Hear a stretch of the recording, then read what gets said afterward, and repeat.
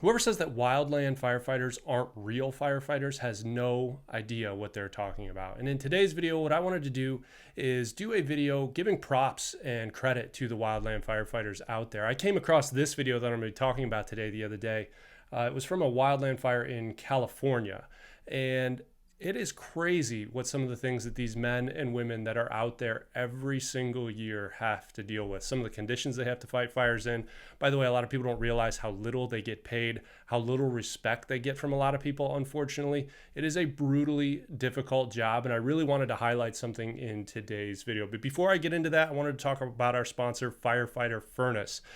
If you are interested in getting bigger, faster, stronger, more fit, anything along those lines, I encourage you to check out Firefighter Furnace. Donnie is an actual firefighter himself, and he is a fitness expert. He has been doing this for a very long time.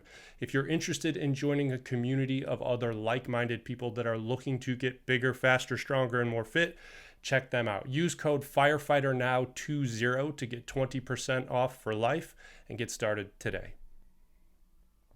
Firefighters from the Angeles National Forest and Los Angeles County Fire Department were dispatched to a report of a brush fire on Forest Service land near the boundary with LA County jurisdiction.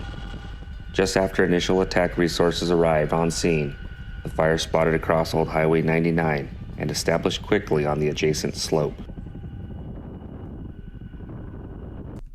So if you're like me and where I live and work, we don't really deal with wildfires. Fortunately, that's something that doesn't really happen here very often.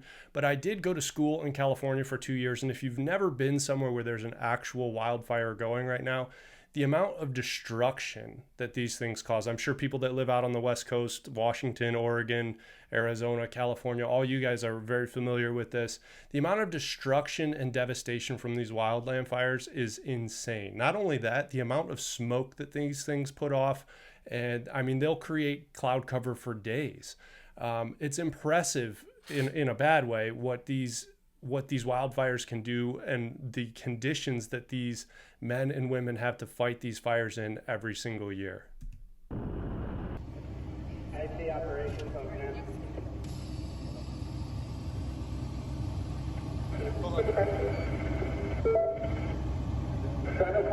Coordinates provided. Crews initially used a direct attack strategy to flank the fire. But after spot fires quickly became established, the flank of the fire quickly then became the head of the fire.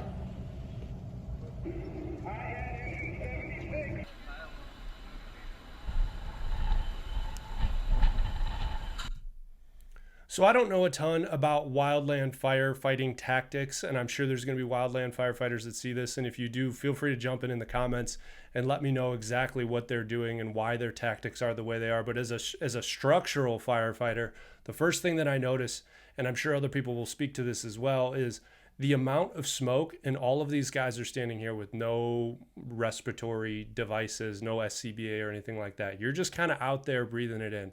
I have to imagine that over time that is going to be very devastating for these wildland firefighters down the road.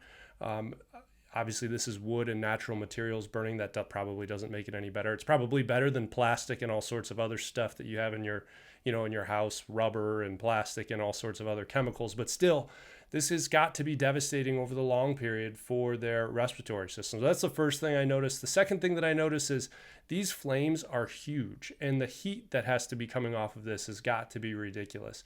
Like I said before, I don't really know exactly what they're doing, exactly what their tactics are and why they're doing what they're doing or why they're letting it get to the point that it does. But I'm sure there's a reason. I'm sure there's a method to all of this, as with all firefighting tactics. Watch the left! In the resulting confusion, the fire behavior forced an LA County Fire Department hand crew into 2 Forest Service engine companies to avoid entrapment. 2 firefighters sustained serious burn injuries, 1 firefighter from LA County Fire Department and 1 firefighter from the Angeles National Forest. These events occurred within the first 30 minutes of the initial attack. During the moments of this erratic fire behavior, the engine boss from Angeles National Forest Engine Company 317, Tom Guzman, took decisive action, encouraging and assisting 13 LA County Fire Department firefighters to load into the already full A&F engine companies. The last 2 firefighters to enter the engine received burn injuries. The flames from the fire began impacting the right side of the engine, and Tom ran to the left side. So a couple things. This has got to be a terrible feeling. This looks like the Wildland equivalent of a bailout drill. If you're unfamiliar with what that is in structural firefighting, if you get overwhelmed in a room and you can get near a window or any other point of egress, essentially you just jump out the window. You get out of there as fast as you can. The nice thing about that, if I could call it a nice thing, is that usually once you're outside of the structure, typically you're going to be safe. People can either come spray you down and cool you off or drag you away from the structure. You can get out pretty easily. These guys, I have no idea how many people packed into this engine. It looked like there were maybe 8 or 10, maybe 12 people in there. I don't know.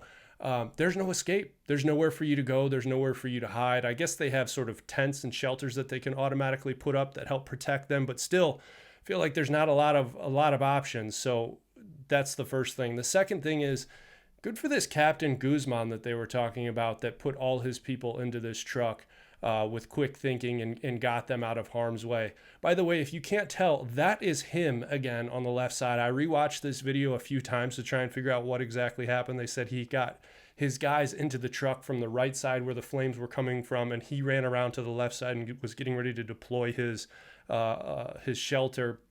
That's him on the left side of the truck. That is what a true leader does. A true leader puts his people ahead of himself.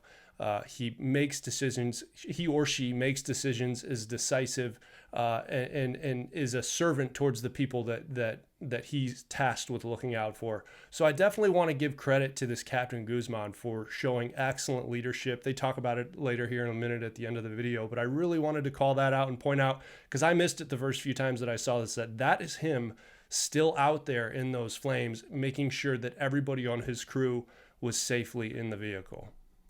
He could already feel himself burning and began looking for a place to deploy his fire shelter. The engine operator pleaded with the engine boss to seek shelter in the engine as the fire burned around them. Hey guys, I think some of us go all the way out, man. All the way out to the stage 3 turnaround. Can we get everyone? Go to the stage 3 turnaround. Pass them on the left.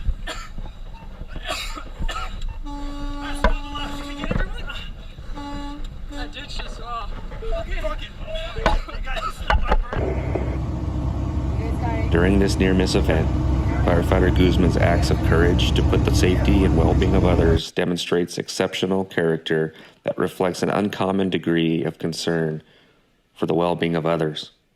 Firefighter Guzman ensured that all the firefighters, not only those under his command, but also those agency partners that he did not even know, were safely sheltered in the engine before he took the last space available in the engine for himself and his own safety. So I'm glad that they made a point to talk about that and actually call that out, that he as a leader made sure that everybody on his crew, and even people that weren't on his crew, people that he didn't know, were taken care of before he took care of himself, made sure everybody was in the vehicle, didn't leave anybody else behind.